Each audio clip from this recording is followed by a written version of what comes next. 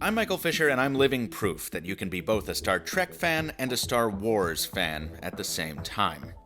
Here in Berlin, there's not much Trek to speak of, but Lenovo did put me inside Star Wars in the form of Jedi Challenge, and it's got the potential to finally make augmented reality mainstream.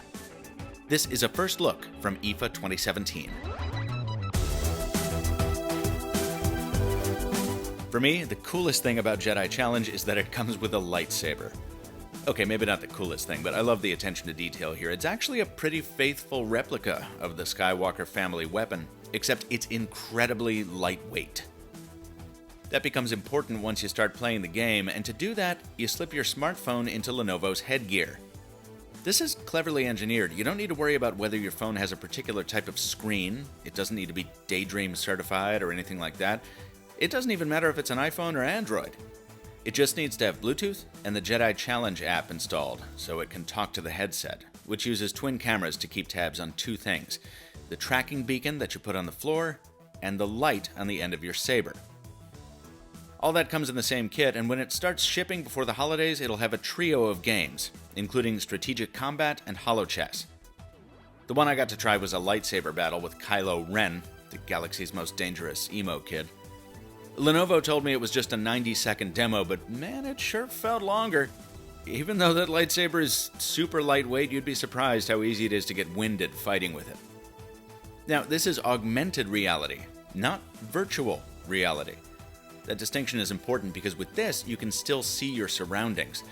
The characters are just projected in front of you using a very simple mirror trick inside the headset.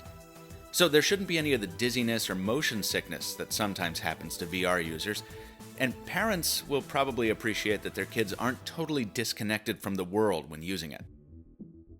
I was surprised how well everything worked in my hands-on, especially since the official release is still a few months out. The system did a good job keeping Kylo's feet on the floor, where they belong, and my lightsaber blows and blocks pretty much landed where they were supposed to. Given how simple this kit is, that's pretty impressive. I mean, this is a game that you can pack up and take anywhere in a small bag. You don't have to anchor sensors to your walls or anything like with more expensive VR kits. Of course, this is also a much simpler game. Star Wars Jedi Challenge starts shipping the first week of November, and it'll be a Best Buy exclusive for at least a little bit. If you want me to review it when it drops, hit that subscribe button on YouTube if you haven't already.